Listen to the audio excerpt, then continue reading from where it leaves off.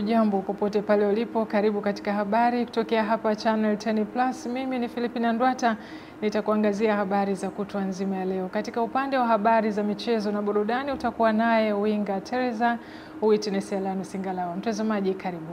Na moja kwa moja tunaanzia nchini Kenya. Askari polisi wa Kenya amekamatwa kwa kumpiga risasi raia ambaye hakuwa na silaha wakati wa maandamano yaliyofanyika Jumanne kwenye mji mkuu Nairobi, yaliyochochewa na kifo cha mwanablogu Albert Ojwang. Tupate taarifa zaidi. Msemaji wa polisi Muchiri Nyaga amesema mkuu wa jeshi la polisi aliamuru kukamatwa mara moja na kufikishwa mahakamani kwa askari huyo aliyefyatua risasi. Maandamano ya kupinga mauaji ya Ojwang aliyekufa akiwa mikononi mwa polisi yalifanyika jana Nairobi, Mombasa, Kilifi na Kwale. Tume ya Taifa ya Haki za Binadamu ya Kenya imesema watu 21 walijeruhiwa wakati wa maandamano hayo. Mapema Jumanne, video iliyochapishwa katika mtandao wa kijamii wa X wa kituo cha televisheni cha Citizen ilionyesha polisi wawili wakimpiga mara kadhaa mwanaume kichwani kabla ya polisi mmoja kumpiga risasi wakati akijaribu kuondoka. Mwanaume huyo alidondoka chini huku kundi la waandamanaji wakipiga kelele wakisema umeua. Shabani Mpute, Channel 10 Plus. Wanawake takriban 135 wanatarajiwa kunufaika na mpango wa masomo ya muda mfupi katika chuo cha ufundi stadi VETA mkoani Mara, yanayofadhiliwa na Rais wa Jamhuri ya Muungano wa Tanzania Dr. Samia Suluhu Hassan, ambayo yatasaidia kuongeza ujuzi na kuondoa utegemezi kwa kundi hilo. Musa Makali anaripoti taarifa hii. Ni asubuhi na mapema, kundi hili la wanawake wasichana kila moja kwa wakati wake wanawasili hapa katika chuo cha ufundi stadi hapa mkoani Mara. Nilikatisha masomo kwa sababu ya kutokupata mahitaji yangu binafsi ya kujikimu. Hatimaye nikajikuta nikaingia kwenye magrupu, nikapata ujauzito. Kilichowaleta hapa ni msukumo wa Rais wa Jamhuri ya Muungano wa Tanzania Dr. Samia Suluhu Hassan baada ya kumtoa mwanamke ndoo kichwani. Kinachofuata sasa ni kuwajengea uwezo wa kuinua kiuchumi, na hapa mkuu wa chuo cha VETA Mara ni ahadi akaitoa kwa serikali kuwa wako tayari kuwapokea na kuwapa ujuzi unaostahili. Kwa kufanya hizi shughuli watapata fedha ambazo zitawawezesha kuendesha hata familia zao. Tunavyojua wamama, mwanamke ni taifa kubwa. Mama akipewa fursa anaweza akafanya vizuri zaidi kuliko hata sisi wanaume. Kwa hiyo ninachoweza kusema itawawezesha wao sasa kujiajiri, kuajiri na hata kuajiriwa. Lakini pia itawawezesha zaidi kulipa kodi. Kwa sababu utakuta tutawafundisha ujasiriamali na tutawafundisha jinsi ya kumhudumia mteja, tutawafundisha jinsi ya kupanga bei, tutawafundisha mpaka zile sifa za mjasiriamali. Mojawapo, mjasiriamali atakiwa kuwa muoga. Kuanza kupata ujuzi kwao ni faraja na shukrani wanazitoa, ambayo mwingine angeweza kulipia pesa, lakini sisi kina mama tunasoma bure kupitia Mama Samia Suluhu Hassan. Wanaume wengi wana mfumo dume, kwa hiyo wamama wamekuwa wakikandamizwa, lakini sasa hivi kupitia hii fursa ya mama, wamama tutakuwa na ujasiri. Baada ya mafunzo haya tutarajie kwamba biashara zetu sasa zinakwenda kuwa za kitaalamu zaidi. Na ukafika wasawa darasani, na kabla ya yote na saa zikatolewa. Tukutane na nyie kwa masaa mangapi? Masaa 8. Tuko pamoja.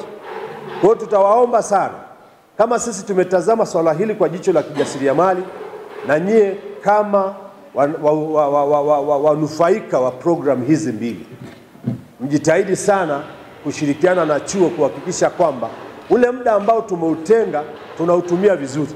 Kutoka hapa katika chuo cha ufundi stadi VETA hapa mkoani Mara, jina langu ni Musa Makali na hii ni Channel 10. Utawala wa Rais wa Marekani Donald Trump umezipa nchi 36 hadi Jumatano muda wa mwisho kuhakikisha zinaimarisha mchakato wa uchunguzi dhidi ya raia wake, ama zikabiliwe na marufuku kwa raia wao kuitembelea nchi hiyo ya Marekani. Tupate taarifa zaidi. Taarifa ya kidiplomasia iliyotumwa na Wizara ya Mambo ya Nje mwishoni mwa wiki iliyopita inazitaka balozi na balozi ndogo katika nchi 36 nyingi zikiwa za Afrika, kuchunguza nia ya nchi zao katika kuimarisha nyaraka za kusafiria za raia wao na kuchukua hatua za kushughulikia hali ya raia wao ambao wako Marekani kinyume cha sheria ifikapo Jumatano. Msemaji wa Wizara ya Mambo ya Nje ya Marekani Tammy Bruce amethibitisha kuwa mataifa hayo yanatakiwa kuimarisha mchakato wa kuchunguza pasi za kusafiria za raia wake, kuwakubali raia hao wanaorudishwa kutoka Marekani na kuchukua hatua nyingine kuhakikisha raia wao sio kitisho kwa Marekani. Nchi hizo 36 zilizoko kwenye tangazo hilo ni pamoja na Angola, Antigua, Barbuda, Benin, Bhutan, Burkina Faso, Cambodia, Cameroon, Cape Verde, Jamhuri ya Kidemokrasia ya Kongo, Djibouti, Dominica, Ethiopia, Misri, Gabon, Gambia na Ghana. Nchi nyingine ni Malawi, Mauritania, Niger, Nigeria, St. Kitts na Nevis, St. Lucia, Sao Tome na Principe, Senegal, Sudan Kusini, Syria, Tanzania, Tonga, Tuvalu, Uganda, Vanuatu, Zambia, Zimbabwe, Ivory Coast, Kazakhstan na Liberia. Esther Mtebe, Channel 10+. Mkuu wa mkoa wa Mbeya Dr. Juma Homore amewataka maafisa mapato mkoani Mbeya kuhakikisha wanakusanya fedha kwa uadilifu na uaminifu ili ziweze kuelekezwa kwenye miradi ya maendeleo kwa maslahi ya taifa. Taarifa zaidi na Epimako Sapolnari. Dr. Homera ametoa rai hiyo kupitia baraza la madiwani halmashauri ya jiji la Mbeya na kuipongeza halmashauri hiyo kwa ukusanyaji wa mapato, huku akiwasisitiza wakuu wa idara kusimamia vizuri matumizi ya pesa na hasa baada ya kuvunjwa kwa baraza la madiwani. Sisitize ni kwamba umoja na mshikamano. Japokuwa tumebakiza siku chache hizi ambazo tarehe 20 mwisho mabaraza yote nchini, lakini mimi nawaombeeni mrudi kama mlivyo. Amen. Na wengine watakao kuwa viongozi wengine, maana jimbo hili liko wazi. Wengine kati yenu hapa mnaweza mkatoka mkaenda kugombea, na wengine hapo huko nje, na wengine watagombea, na wengine, yani kila mmoja ana fursa ya kugombea ubunge. Kwa idara sasa hivi madiwani wanatoka, mtabaki wa kwa idara. Naomba sana matumizi ya fedha yawe mazuri. Maana watu wanaona yani hao mpaka waje. Sisi tunakausha bakuli lote. Ndugu zangu, ni pesa ya serikali. Yani hata kama ukatumia baada ya miaka 5 itakusumbua tu. Kwa hiyo madiwani hao wanaenda tu mara moja tu likizo, yani kifupi wanaenda likizo, alafu atarudi. Kwa upande wake mkuu wa wilaya ya Mbeya Beno Malisa amelitaka baraza la madiwani kutembea kifua mbele kutokana na miradi iliyotekelezwa katika halmashauri hiyo, huku meya mstahiki wa jiji la Mbeya Dr. Mohamed Isa amesema wataendelea kusimamia kazi ya serikali kwa ufasaha ili jiji la Mbeya liendelee kupiga hatua katika swala la maendeleo. Na wanapokwenda kwenye uchaguzi basi watembee kifua mbele kwa sababu mambo makubwa na yanayoonekana yanafanyika. Haya makabrasha hatujapewa leo, si ndivyo? Kwa hiyo kama tulipewa, tulipaswa kukaa na kukubaliana majibu kabla ya kikao hichi. Tutakuta kwa sababu tunakwenda likizo, tunarudi likizo. Kwa hiyo madiwani wote watarudi na si viongozi wao tutarudi na tuendelea kuchapa kazi kama vile ambavyo tunatarajia kwamba jiji letu liendelee kutulia. Wao wenyewe wameona jinsi gani baada ya sisi kushikamana kwa pamoja miradi imekwenda speed, kazi imekwenda, hakuna kata ambayo tujaigusa. Nikiripoti kutoka mkoani Mbeya, Epimako Sapolnari, Channel 10. Makamu mwenyekiti wa CCM Tanzania Bara Stefani Wasira amewataka wafanyabiashara na wachimbaji wa madini ya dhahabu katika mji wa Katoro wilayani Geita kuwapuuza watu wanaopita katika eneo hilo, kuwahamasisha kufanya vurugu na kutoshiriki kwenye uchaguzi mkuu mwaka huu. Mrisho Sadiki ametuandalia taarifa hii. Akihutubia mamia ya wakazi wa mji wa Katoro wilayani Geita na Buseresere wilayani Chato mkoani Geita, ndugu Wasira amewataka wananchi hao kuepuka baadhi ya watu wasiokuwa waaminifu wanaowahamasisha kufanya vurugu na kutoshiriki uchaguzi mkuu. Wanakuja Buseresere, wanakuja Katoro, wanawaambia muwaunge mkono, wavunje katiba, wazuie uchaguzi. Tunawaambia wavunje katiba alafu wanataka nyinyi ndio muwaunge mkono kuvunja katiba mwaunge mkono katika kuondoa amani, na nyinyi mlioko hapa wakina mama mkikubali, nyinyi ndio mtakuwa wa kwanza kukimbia na watoto wenu, maana nyinyi huwa hamsahau watoto nyuma. Serikali imefanya kazi kubwa kwenye mji wetu huu wa Katoro. Halmashauri ya wilaya ya Geita ni halmashauri pekee yenye hospitali za hadhi ya wilaya 2. Katika wilaya ya Geita, ilani ya uchaguzi imetekelezwa zaidi ya 100%. Katika mkutano huo, baadhi ya wakazi wa eneo hilo wameiomba CCM kurekebisha barabara za mitaa pamoja na kutoa fursa za mikopo kwa watu wenye ulemavu na wajane. Mambo ya maji tunakabahere, mambo mengine yapo. Halmashauri atusilete barabara za mitaa, hatuna. Wajane tuko wengi, aje kutusaidia wakina mama. Mikopo inapokuja inaishia kwa wajanja. Wakina mama machimbo yametumalizia wanamme. Sisi kama walemavu wao wanatujali kijijini, maana tunateseka sana kijijini.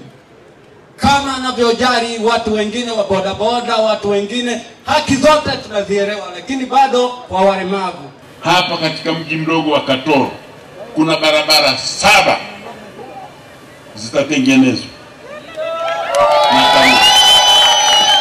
katika jitihada ya kuweka barabara ili watu waweze kuwasiliana. Kutoka Geita, mimi ni Mrisho Sadik. Naam, shukrani Mrisho Sadiki kutokea huko mkoani Geita. Shirika la ulinzi wa kiraia la Gaza limesema watu 30 wameuawa kwa mashambulizi ya Israeli katika ardhi ya Palestina Jumatano, wakiwemo watu 11 waliouawa wakati wakitafuta msaada. Msemaji wa shirika hilo Mahamudu Basal amesema watu 11 waliouawa na wengine zaidi ya 100 walijeruhiwa baada ya vikosi vya wanajeshi wa Israeli kufyatua risasi na kurusha makombora kadhaa kwa maelfu ya raia waliokuwa wamekusanyika kupata chakula katikati ya Gaza.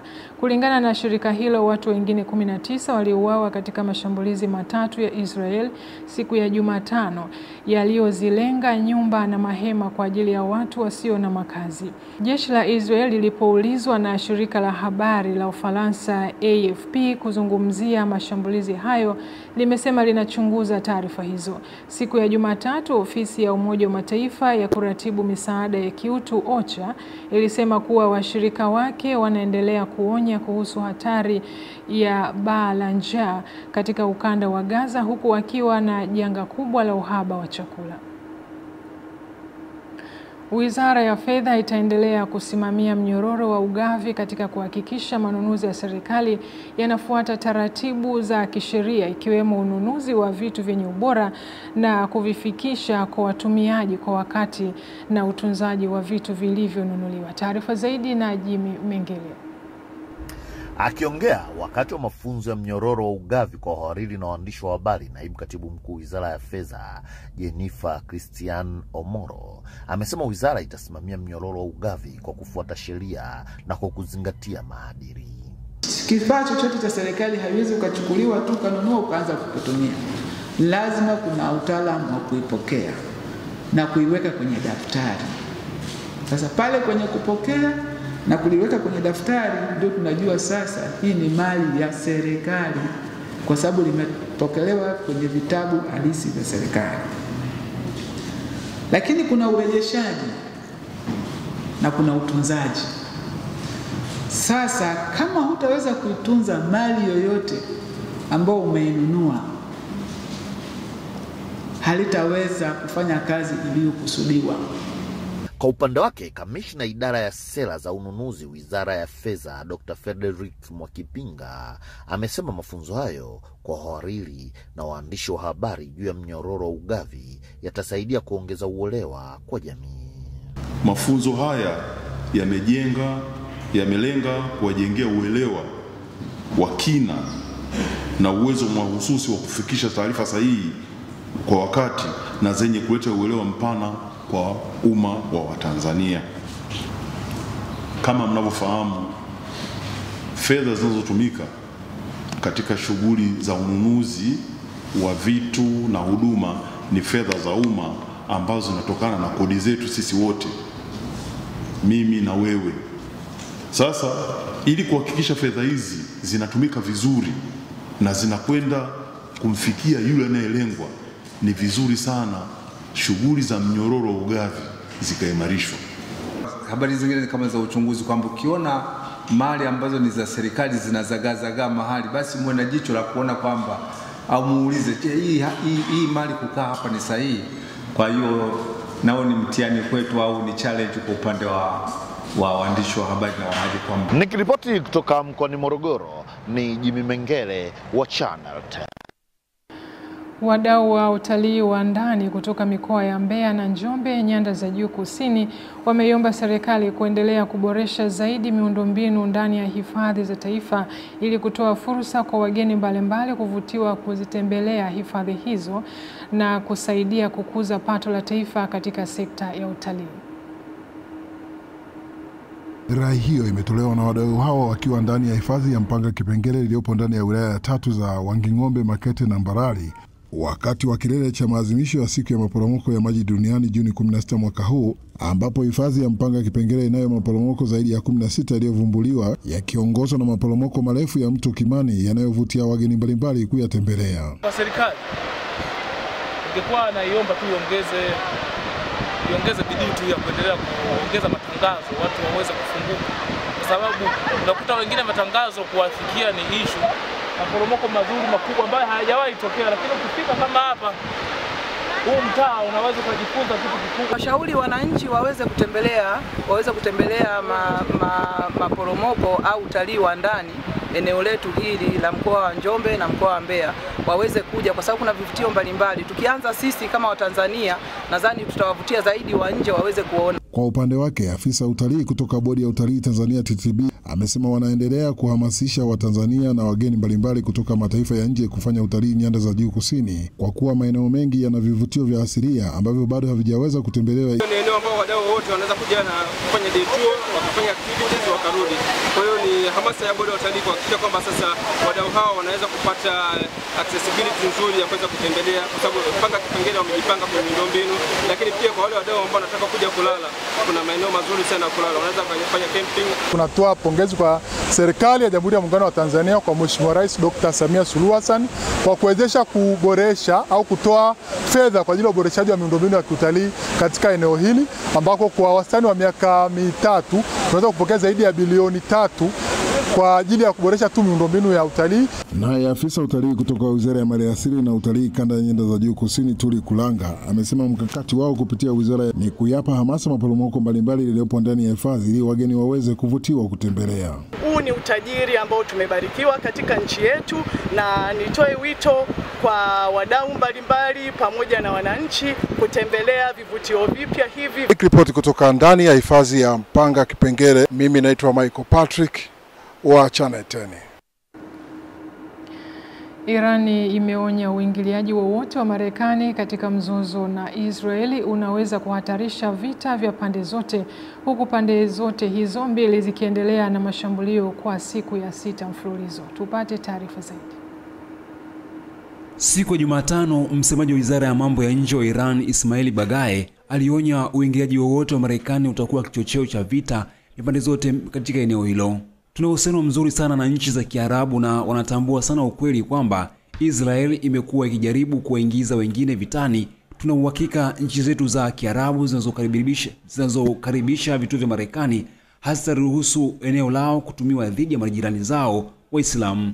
Rais wa Marekani Donald Trump, ambaye awali alijitenga na mashambulizi ya Israel, tangu wakati huo amedokeza kuhusika zaidi kwa Marekani katika mzozo huo, akisema anataka kitu kikubwa zaidi kuliko kusitisha kwa mapigano. Marekani imetuma ndege zaidi za kivita katika eneo hilo na pia kutuma chombo cha kubeba ndege cha USS Nimitz. Maelfu ya wanajeshi wa Marekani wako katika nchi za karibu ndani ya safu ya silaha za Iran. Marekani hata hivyo imetishia jibu kubwa kwa shambulio lolote. Mimi ni Yakini Mwakatobe, Channel 10. Katika kuunga juhudi za serikali za kukabiliana na changamoto za wanafunzi wa shule ya msingi kukaa chini kutokana na uhaba wa madawati, wadau wa elimu nchini kupitia benki ya NMB Kanda ya Kusini imechangia madawati 150 yenye thamani ya shilingi milioni 16 katika halmashauri ya wilaya ya Songea mkoani Ruvuma kwa lengo la kupunguza changamoto katika shule ya msingi Matimira, Magima na Magagula zilizopo wilayani hapo. Tupate taarifa zaidi.